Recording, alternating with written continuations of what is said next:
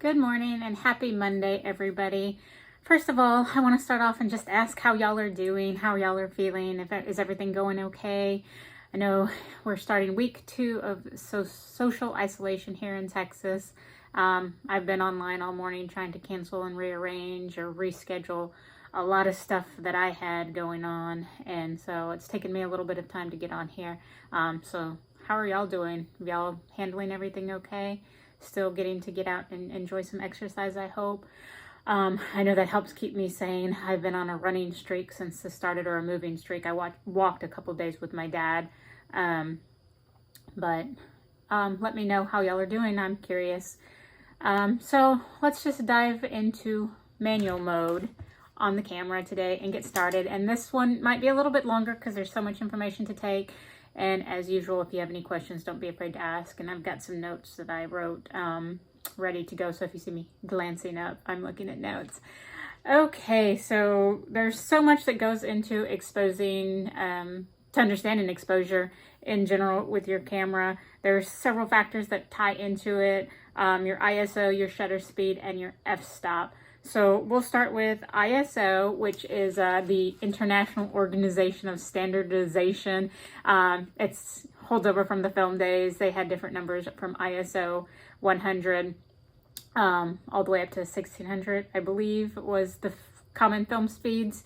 100, 200, 400, 800, and 1600 were the common film speeds. Cameras these days, especially the newer ones, go way higher than that. I don't even know, the ISO on mine goes up to 32,000, something like that. So generally speaking, you want your shutter speed to be as low as possible to avoid grain or noise in your camera. Those are the little pixelated dots that you see, if that makes sense to you guys. I'm going to put all of this up online so you can actually see some examples, because that'll probably help you understand it a little bit better. But if you're shooting outside in the bright sunlight, ISO 100, you want to keep the ISO as low as possible to avoid the noise, the grain, give you sharp images and stuff. If you're inside in low light, shooting at night, stuff like that, you want to expose the picture your image properly, you're going to have to go up to a higher ISO. There's cameras handle noise better. Mine handles noise really, really well. I can photograph up to really high ISOs and you don't get a lot of that noise or grain in there. So play around with it, see what works best for all of that. So the lower or the higher ISOs, they have more light sensitivity, like I said, so that creates more noise, stuff like that, versus the lower ISOs, less light sensitivity. You don't need, you have so much light coming in. You want to use that, like I said, outdoors, or if you're shooting in flash inside, stuff like that. And then you have your shutter speeds. Slow shutter speeds are great for allowing more light to come in. Basically, what the shutter speed is the amount of time that the lens opens and closes to capture. So the amount of, when it's open, the light hits the sensor, and that's how the image is exposed. So with a fast shutter speed, it's not open very long. With a slow shutter speed, it's open longer. If you followed me for any amount of time, you know that I love playing with night photography and slow shutter speed, and I do my night starry sky images at like 30 seconds, 20 seconds, 30 seconds, something like that. And so that's when we have the shutter open for a long time to allow a lot of light to come into the camera to, expose the night sky, if you will, stuff like that. So if you go too slow, then you have motion blur in your subject. Say a person's walking in front of your camera, or walking, running, it's noticeable even more. Cars driving, bicyclists, runners, stuff like that. The slower the shutter speed, the more movement they're going to have in the image. You're also shaky yourself, despite you thinking so or not. So you have to know what is comfortable for you and what you can shoot at. I'm pretty steady. Been doing it for a long time, so I know what I can handhold it at. Generally speaking, a good rule of thumb is you do not want your shutter speed to be slower or whatever than the focal length of your lens. So this is a 35 that I have on my camera right now, so I don't want to hand hold it at, you know, less than 1/35 of a second. For your longer zoom lenses, like the one I showed y'all yesterday, my big zoom to 200, 1/200th of a second zoomed all the way out versus 1/70th of a second zoomed all the way in, generally speaking, is a good rule of thumb for hand holding. If you have a tripod, if you're doing, you know, slow shutter speeds, obviously a tripod's helpful. You can turn anything to a tripod. When I'm traveling, I usually take a tripod. However, there are times when I'm not carrying it with me. I put it up on, you know, rocks, on columns, on anything I can think of that's stable and steady that will hold it, to help with that. And then you have your slow shutter speeds are like a 60th of a second slower. Fast shutter speeds 250th of a second or higher. The slower shutter speeds, like I said, brighter exposures, low light, but you have more blur when you're doing that. Versus a fast shutter speed, you can stop the action, sharp images, less blur, but they tend to be darker, so you have to have more light to do it, or counterbalance it with your ISO, or your, I'm drawing a blank, or your f-stop, sorry, that's the word I'm looking for. So f-stop's your aperture, that's the opening, the size of the opening of your lens. Like I said, mine's really fast. This one's a 1.4. You can see how wide open it is.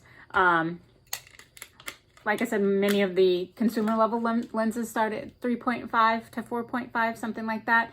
So you have to have more light hitting the sensor to get better exposed images. A lot of times when you see those blurry backgrounds, it's considered shooting wide open, which is how I photograph a lot. The lower the f-stop number, 1.4, the blurrier the background is going to be, versus if you're shooting at like f22, you're going to have more in focus across the plane. That's what I shoot, like my night skies, my night images and stuff like that. I usually shoot at an f22 or an f32 on my big lens. It goes up to 32. And then you get the entire sky in the frame in focus, versus if you're shooting wide open, 1.4, 2.8, something like that, you've got to have everything on the same exact plane. If something is in front of what you're focusing on, it's going to be blurred. So the focus is a lot closer together. You have to keep them on the same plane to keep them in focus. Otherwise it gets blurry. If you move them off focus, that's why the background's blurred or the foreground's blurred, stuff like that. So like I said, the higher the aperture, 2.8 or higher, 2.8, 2.0, 1.4, 1.2, brighter exposures, that's what more pros use. They have that narrow depth of field that I'm talking about, the blurry backgrounds, blurry foregrounds, and just that one plane in focus. To get that bokeh, as photographers love to call it, it's the little circles of light, blurry circles of light in the background of an image that every photographer loves and loves to talk about. And that's what you get when you shoot at your higher apertures, your 2.8s, or higher, versus your lower apertures, like I said, f22, stuff like that. It's a wide depth of field. Everything's in focus. It's a darker exposure, lower light, so you need more light coming in to get it. So you've got to do it, shoot for longer that way. And I think that's the general gist of it. I'm sure I'm missing stuff. That there's so much that goes into it, into understanding all of that, and they all tie in together and play into each other that way. Changing all of that stuff affects everything, and you have to play around with it to learn to understand it and figure it out. Like I said, I'm going to put something up on my website, on my blog, jamapantel.com. I'm working on putting all these videos up on the blog and kind of having more in-depth for those who read better to follow more that way, with some picture examples so you can see what I'm talking about. But I think that's the gist of it for now. Let me know if you have any specific questions. You can drop them in the comments, shoot me a message. I'm here to answer anything any questions you have, just let me know. And then tomorrow we'll talk more about shooting in RAW versus shooting in JPEG. We'll talk about our white balance settings.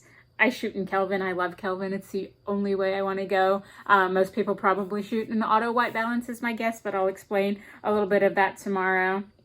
Yesterday, after my quick tutorial on what photographers have in their bag, I was asked to go into more detail on different types of lenses.